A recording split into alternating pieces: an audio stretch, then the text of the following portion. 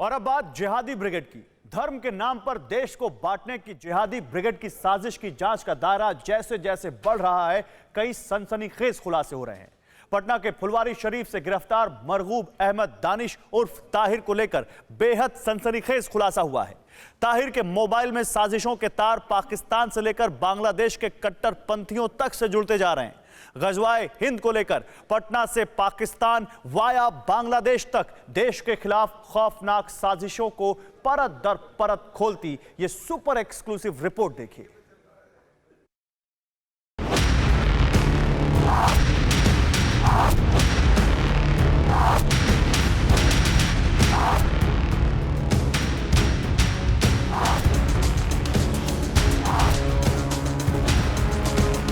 जिहादी brigade Patna to Pakistan via Bangladesh.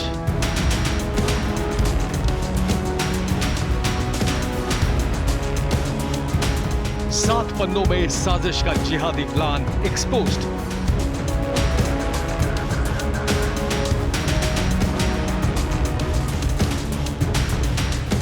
गजवाए Hind का centre, हिंदुओं में भयानक टेरर।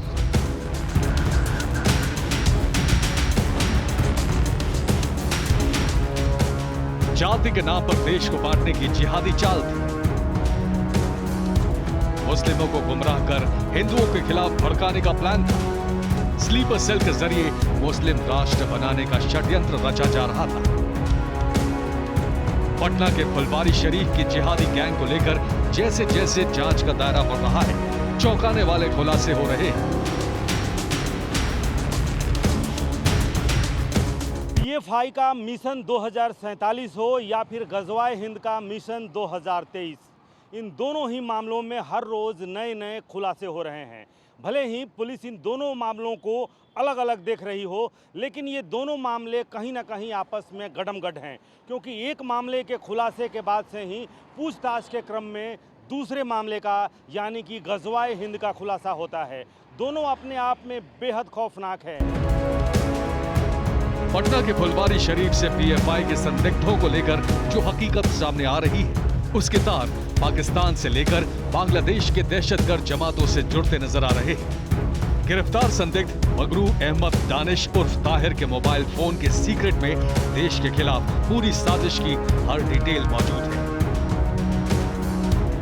गजवाए हिंद मामले में सबसे बड़ा खुलासा ये हुआ है कि गजवाए हिंद ग्रुप का बिहार का यानी कि इंडियन हैंडलर जो है ताहिर उर्फ दानिश, वो आईएसआई का एजेंट है। और एटीएस की पूछताछ में खुद जो चैट मिले हैं उसमें दानिश ने खुद ये स्वीकार किया है कि वो आईएसआई का एजेंट है, पिछले 5 सालों से काम कर रहा है और गजवाए हिंद को प्रमोट करना है। लेकिन पीएफआई के मामले में ये खुलासा हुआ है कि बिहार में लगभग 20,000 उसके सदस्य हैं, जिसमें से 10,000 से ज़्यादा एक्टिव मेंबर हैं जो फिलहाल अंडरग्राउंड हैं।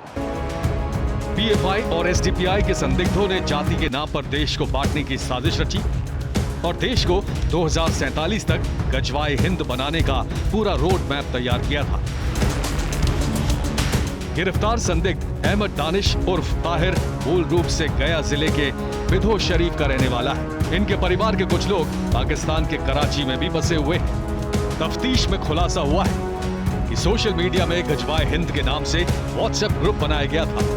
ये ग्रुप 13 मार्च 2022 को पाकिस्तान के एक नंबर से बनाया गया था। ग्रुप बनाने वाले पाकिस्तानी ने ताहिर को ग्रुप का एडमिन बनाया।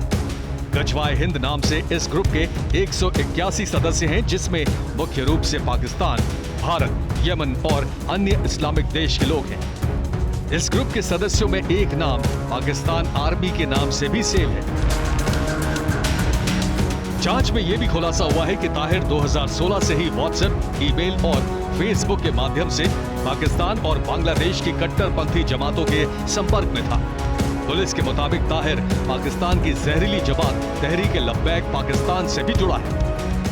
सबसे अहम खुलासा, जो कागजात टीवी9 भारतवर्ष के पास हैं, जो चैट भारतवर्ष के पास है, टीवी9 भारतवर्ष के पास है, उस चैट में खुद मरगूब ने एक पाकिस्तानी नंबर पे ये चैट किया है कि मैं आईएसआई से हूँ, 5 साल से काम कर रहा हूँ। इसके अलावा जो चौंकाने वाली बात है वो ये कि उस ग्रुप में एक नंबर जुड़ा हुआ है जिसको नाम दिया गया है पाक आर्मी 2। पाक आर्मी 2 के नाम से एक नंबर सेव है जो 181 गजवाए हिंद ग्रुप है 181 मेंबर्स का। उन 181 मेंबर्स में एक नंबर पाक आर्मी के नाम से है और उसी ग्रुप में बांग्लादेश 1, बांग्लादेश 2 और बांग्लादेश 3 करके भी नंबर सेव हैं। यानी कि कुछ नंबर्स नाम से सेव हैं और कुछ नंबर सूडो नेम से भी सेव हैं। पुलिस के मुताबिक ताहिर ने एक और व्हाट्सएप ग्रुप गजवाए हिंद के नाम से बनाया था जिसमें बांग्लादेशी और पाकिस्तानी लोगों के नंबर जुड़े हैं। इसका भी ग्रुप आइकन और मैसेज आपत्तिजनक और देश विरोधी है। गजवाए हिंद व्हाट्सएप ग्रुप में सिर्फ देश में हिंसा फैलाने और अपने मकसद में कामयाब होने की बातें करने का सीधा आदेश दिया जाता था। सभी सदस्यों को इसे लेकर हिदायत दी गई थी। उसके मोबाइल में जितने चैट्स हैं, फेसबुक है, फेसबुक लिंक से जितने वीडियोस यूट्यूब पे लोड किए गए हैं वो भड़काऊ, उन्मादी और एक विशेष धर्म के अगेंस्ट हैं। और उनके लिंक्स अभी तक हम लोग जो इस्टेब्लिश कर पाए हैं वो ट्रांसनेशन है, इस देश से बाहर है। उसके हैंडलर्स भी इस देश से बाहर के लोग मिले हैं और इसके संपर्क भी हिंदुस्तान के बाहर पाकिस्तान, बांग्लादेश और यमन अभी तक की जो स्थिति है उसमें हम लोग इस्टेब्लिश कर पाए हैं। मामले में पुलिस ने 26 लोगों को देश विरोधी गतिविधियों में शामिल होने का आरोपी बनाया है। इनमें से अब तक 4 की ही गिरफ्तारी हो पाई है। पीएफआई के 22 सक्रिय सदस्य अभी पुलिस की गिरफ्त से बाहर हैं। एक संदिग्ध नूरुद्दीन जंगी को लखनऊ से गिरफ्तार किया गया है। बिहार के 10 अलग अलग जिलों में पटना समेत इस वक्त छापेमारी चल रही है। 4 लोगों की गिरफ्तारी हो चुकी है, लेकिन कुल 22 लोग हैं जो अभी भी फरार हैं। और लखनऊ से लेकर के बंगाल और नेपाल के जो सीमाई इलाके हैं वहाँ तक पुलिस इन 22 लोगों को ढूंढ रही है। हर व्यक्ति अपने आप में एक मिशन है, क्योंकि जिसकी भी गिरफ्तारी होती है उसमें बहुत अहम खुलासे होते हैं। लखनऊ से जिस नूरुद्दीन जंगी की गिरफ्तारी हुई है वो पता चल रहा है कि सीमी के जो पूर्व सदस्य हैं उनके लिए कानूनी लड़ाई लड़ता था।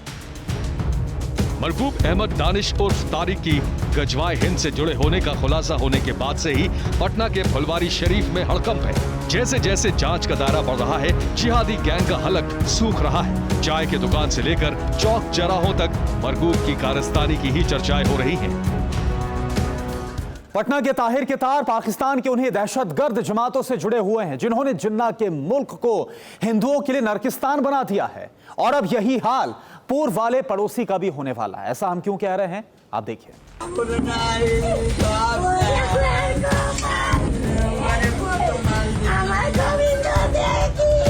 धू धू कर जलता आशियाना और कलेजा चीरने वाली चीखें।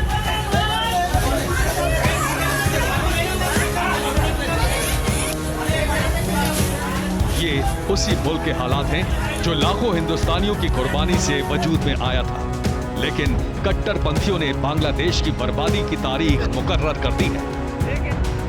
मंदिर तोड़े, मूर्तियां तोड़े, अब आशियानों को भी आग लगा दी। हिंदुओं के लिए नरकिस्तान बन चुके बांग्लादेश में जिहादी ब्रिगेड के जुल्मों की ये नई किश्त है। धू धू कर जलते घरों से निकलते धुएं में आमार सोनार बांग्ला का वजूद भी खाक हो रहा है। मुल्क में मजहबी कटार थामे कट्टरपंथियों की जमातें बांग्लादेश को गैर मुस्लिमों के लिए जहन्नुम बनाने पर तुली।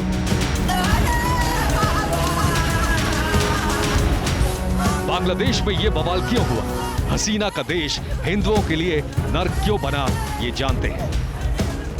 हुआ यूं कि एक मुस्लिम यूजर ने फेसबुक पर अपमानजनक पोस्ट डाली। ये पोस्ट हिंदू देवी देवताओं को लेकर की गई थी। जवाब में हिंदू यूजर ने पैगंबर पर विवादित कमेंट किया। इलाके के मुस्लिम समुदाय हिंदू यूजर के कमेंट पर भड़क गए। भड़के मुसलमानों ने हिंदुओं के घर पर तोड़फोड़ की और फिर आग लगा दी।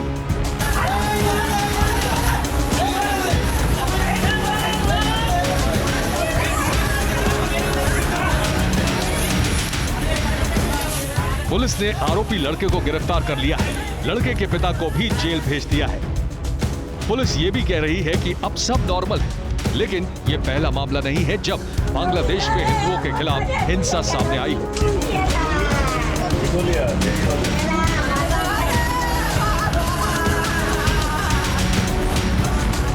लेकिन ये पहली बार हुआ है जब बांग्लादेश तालिबानी रास्ते पर चल पड़ा है। बांग्लादेश मानवाधिकार संगठन की एक रिपोर्ट ये कहती है कि 2013 से 2021 तक बांग्लादेश में हिंदुओं को निशाना बनाते हुए 3600 हमले किए गए। इन 8 सालों में हिंदुओं के खिलाफ हमलों में 550 से ज्यादा घर और 450 दुकानों को निशाना बनाया गया। इन हिंसक घटनाओं में हिंदू समुदाय के 11 लोगों की मौत हुई। मजहबी नारे लगाती भीड़ आती है, पत्थर बरसाती है, हिंदुओं के मकान, दुकान, खेत, खलियान लूटती है और फिर आग लगा देती है। पहले तो पुलिस आती नहीं और जब तक आती है तब तक एक जिंदा बस्ती शमशान बन जाती है। ये हम नहीं कह रहे, ये बांग्लादेश में सिसकते बिलखते अल्पसंख्यक कह रहे हैं।